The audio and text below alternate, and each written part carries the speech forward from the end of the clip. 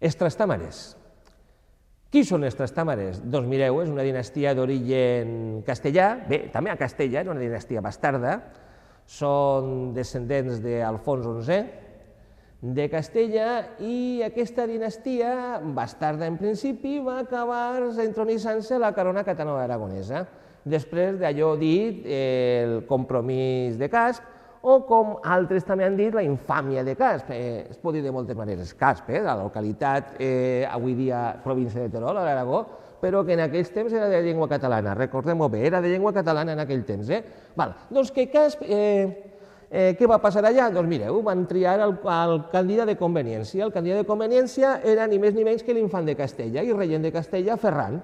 Ferran, el que havia conquerit Antequera, i Ferran que era el fill de era l'home que s'havia casat ni més ni menys que en la rica Embra, la dona més rica de Castella, i el que dominava, diguem, el comerç castellà de la llana. Per tant, un home riquíssim. I què va passar? Doncs que aquest home riquíssim, per a les classes, diguem, poderoses de l'establishment poderós que governava la corona catalana aragonesa, doncs era el candidat convenient. Per què? Perquè diuen, podem aprofitar la seva riquesa per a pagar la nostra expansió mediterrània.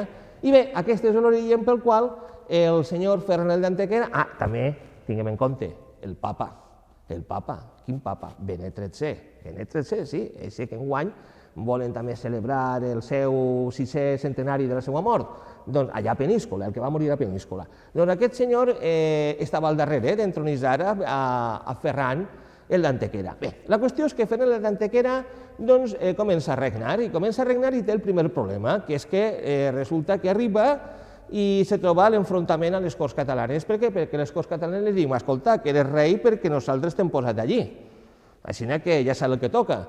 I clar, aquell va considerar que allò no podia ser, fins i tot li feien pagar impostos, atenció, li feien pagar impostos, això el va considerar, bé, li va donar una sèrie de problemes enormes, l'home va agafar diguem, no clar i valencià, com diríem en Alacant, va agafar un batistó de collons de mico.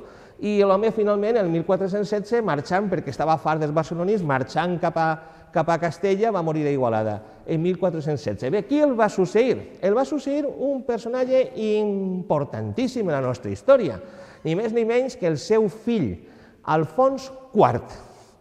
IV, segons la numeració de la dinastia, de la dinastia dels comtes de Barcelona.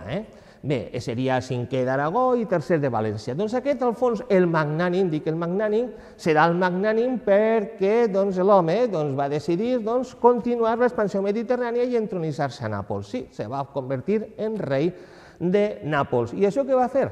Doncs que quan es va convertir en rei de Nàpols va abandonar els territoris, diguem, patrimonials catalano-aragonesos i va ser pràcticament com un rei absent. A partir d'ací s'inicia, diguem, aquest govern a la corona catalana-aragonesa sense el rei o el rei de molt lluny. Bé, per una banda és una època de gran expansió, per l'altra banda és una època culturalment molt activa, bé, és l'època en la qual ni més ni menys que escriuen Ausiàs Marc. Ausiàs Marc va ser falconer del rei Alfons el Magnànim a l'Albufera, per exemple, va servir al rei. És l'època de les grans gestes, a Sardenya, a Còrsega, a Nàpols i fins i tot l'atac a Marsella. Bé, és una època de gran expansió, en la qual estava aquest rei, diguem, de procedència castellana. Bé, qui li substituís a Alfons el Magnànim? Doncs Alfons el Magnànim mor el 1458. Mor el 1458 i resulta que el seu mor sense fills legítims. Sí que tenia un fill, que és l'infant Ferran, un fill bastard napolità, que és el que hereta Nàpols. En canvi, la corona catalana-aragonesa, els territoris ibèrics, els territoris de les illes, inclòs Sicília i Sardenya, l'hereta el seu germà Joan. Joan II, Joan que li van dir Joan el sense fe. Atenció, era un senyor castellà. Ja havien après català, sí, però era un senyor castellà i que tenien molts interessos a Castella. Què li va passar a Joan II? Doncs Joan II se va ficar en un embolic enorme, l'embolic que va provocar la Guerra Civil Catalana, en el Principat de Catalunya, entre 1462 i 1472. Això, en canvi, per a València va ser, de certa manera, una mica, com podem dir, Una mica positiu, perquè els capitals van fugir del Principat i se van refugiar al Regne de València, i això va provocar un auge econòmic. Se va convertir València en la capital real de la corona catalana-aragonesa. Bé, a la mort de Joan II, després d'una sèrie de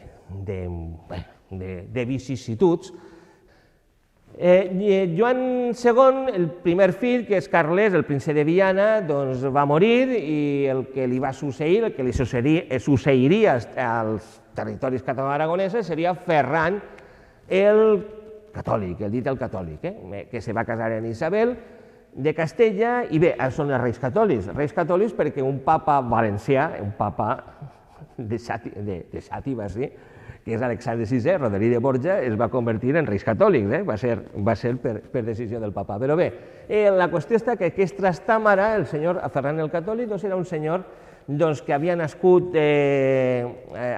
a Castella, mare castellana, molt relacionat, a Castella no, a l'Aragó, a sos del rei catòlic, que es diu actualment, i és un senyor que es delia per regnar a Castella. Això què va provocar? Va provocar aquesta unió i que la corona catalana-aragonesa quedara subordinada. Ferran II va morir, quan va morir la seva esposa, Isabel la Catòlica, que va ser en el 1504, doncs va després, més endavant, es va casar de nou amb Germana de Foix, que era familiar del rei de França. I bé, com estava forallita de Castella, perquè el van tirar de Castella quan va morir la seva dona, o sigui, no el deixaven governar a Castella, va intentar refer allò. Com era refer allò de la seva corona i no convertir-se en subordinat? Perquè els seus estats patrimonials tingueren un hereu propi, privatiu, i això podia haver sigut si Germana de Foix, el fill de Ferran II el Catòlic i Germana de Foix, haguera sobreviscut. Van tindre un fill, en el 1509, que era el petit Joan, però va morir als pocs mesos de néixer. Si aquest fill haguera sobreviscut, doncs allò de la unió, d'aquesta unió, entre cometes, hispànica, no s'haguera produït. Finalment va morir Ferran el Catòlic en 1516. Alguns diuen que decés del consum de cantàrida, de l'extracte de cantàrida, que és una mena d'afrodisíac, però que tenia una mena d'efectes secundaris horribles, no? I finalment va morir d'això, intentant procrear un fill que haguera pogut heretar i continuar la corona catalana aragonesa. Després d'Trastàmara van vindre els Habsburg.